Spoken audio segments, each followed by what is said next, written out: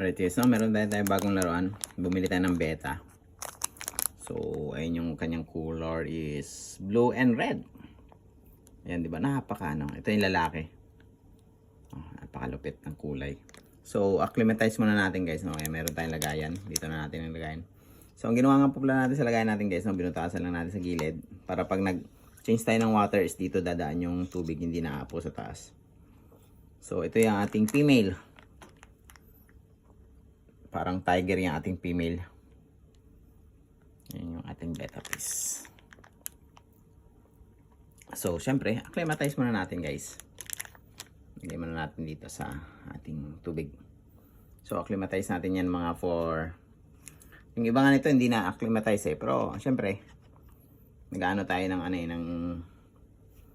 nag-alaga tayo ng isda. So, mostly ng mga alaga natin dito, na-acclimatize muna natin bago natin isalin sa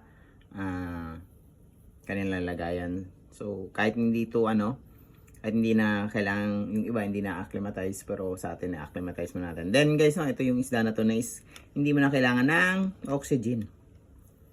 So, acclimatize natin mga 15 minutes. Tapos mamaya, pagtapos ng 15 minutes, salin na natin. Abangan nyo guys.